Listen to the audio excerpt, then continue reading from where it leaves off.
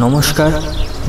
তো কাল আর কোনো ফিরে ভিডিও করা হয়নি বা রাস্তায় আস্তে আস্তে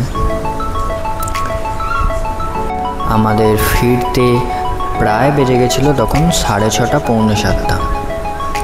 আজকে সকালে তাই আমি বেরিয়েছি কালীপুখরি গ্রামটা ঘুরতে, সেটাই একটু ভিডিও করে রাখছি। আর আকাশ পরিষ্কার থাকার জন্য ওই দূরে দেখা যাচ্ছে সান্দাকফু চ্যালেট হোটেল, ওইখানেই আমরা যাব আজকে। কিছুক্ষণ পরেই আমরা ট্রেক শুরু করব।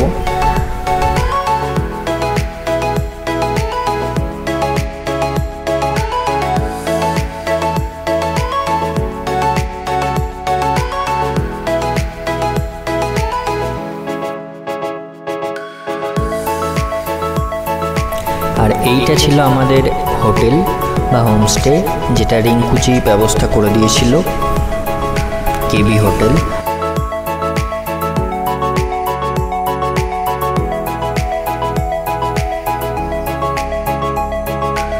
একটু উপর দিয়ে পুরো কালীপুখরি গ্রামটা দেখা যাচ্ছে। আর এইটা ছিল আমাদের রুম।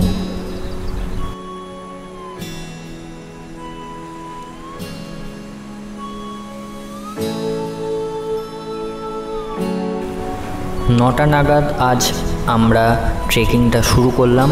আজকে আমাদের 7.5 কিলোমিটার প্রায় অতিক্রম করতে হবে।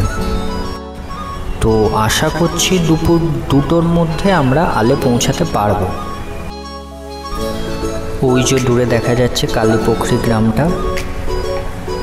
আর এই যে মেঘগুলো উড়ে যাচ্ছে, এটা কোনো টাইম ল্যাপস নয়, এটা পুরো রিয়েল টাইম শ্যুট করা। আর এইবারেই আমরা সেই সান্দাকফুটার লাস্ট 10 কিলোমিটার পথ শুরু করব, যেটা একদম খুব খাড়াই। এইখানে অলরেডি 1 কিলোমিটার হয়ে গেছে, কিন্তু এবার সবার দম বেরোবে।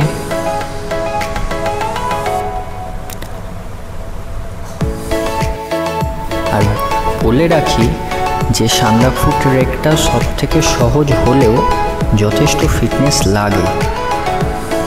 তো যদি কেউ ট্রেকটা করতে চান, অবশ্যই মিনিমাম 1 মাস আগে থেকে একটু মাঠে ছুটতে যান, একটু ফিজিক্যাল এক্সারসাইজ করুন, না হলে কিন্তু ভীষণ কষ্ট হবে।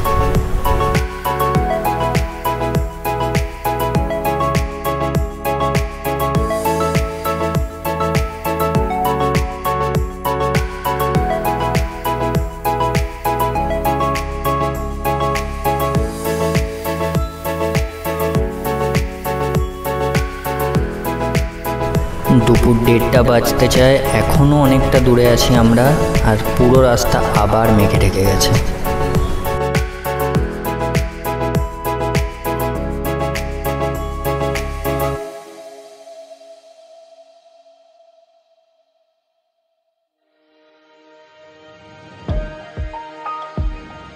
এই আমরা সান্দাকফু পৌঁছানোর লাস্ট মাইলস্টোন অর্থাৎ 0 কিলোমিটার পার করলাম। কিন্তু হ্যাঁ, আরও কিছুটা যেতে হবে, এইখানেই শেষ নয়।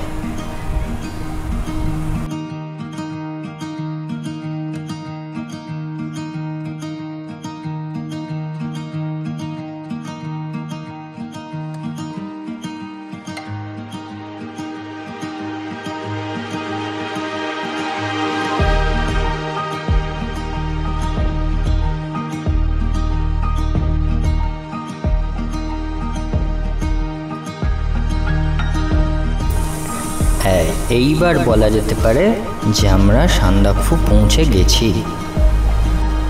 নেক্সট টার্গেট আল। হঠাৎ সবাইকে চমকে দিয়ে বিকেল 3টের সময় কাঞ্চনজঙ্ঘা দেখা যাচ্ছে মেঘের ফাঁক দিয়ে। এটা খুব আনএক্সপেক্টেড। আর এই খাবারটা, আহা, এতটা হেঁটে এসে এই খাবার অমৃতর মতো।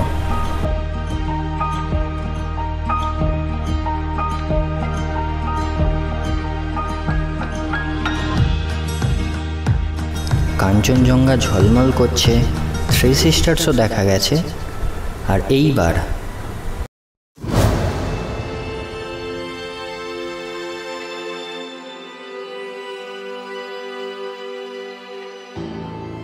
এইটা দেখতেই তো আসা, আলের সেই বিখ্যাত সানসেট।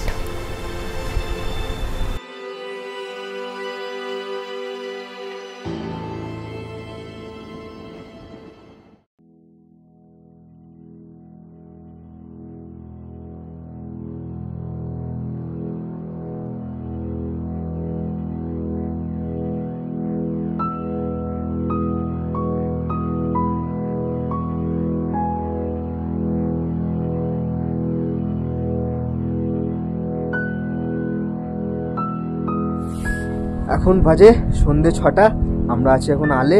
এখানে সব দিনের থেকে মারাত্মক ঠান্ডা আজকে, আর এই জায়গাটায় আমরা আছি।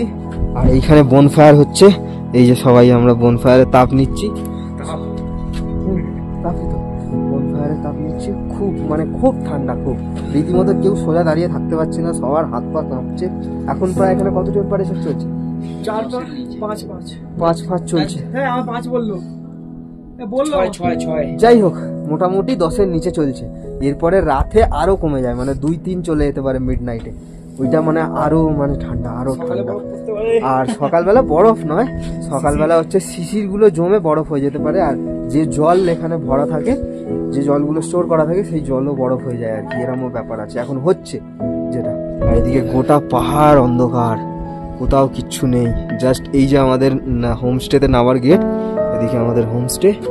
এখানে একটা ছোট্ট দোকান, জাস্ট কোল্ড ড্রিঙ্কস, চিপস বাগেরা এইসব পাওয়া যায়। এদিকটা কিচেন, এই কিচেনে একটু আগে আমরা সবাই মিলে বসেছিলাম, বসে একসাথে 7-8 জন মিলে আমাদের যে গাইড আছে, আরও একটা টিমের গাইড আছে, তারা আমরা সবাই বসে ওখানে কিচেনের সামনে রান্না হচ্ছিল, ওখানে আগুনের তাপ পুইছি, সাথে হাসাহাসি করছি, মজা করছি। তারপর আমাদের বললো যে আমরা বনফায়ার বানিয়ে দিচ্ছি। এই যে বনফায়ার বানিয়ে দিলে উপভোগ করি, কারণ ভালো ঠান্ডা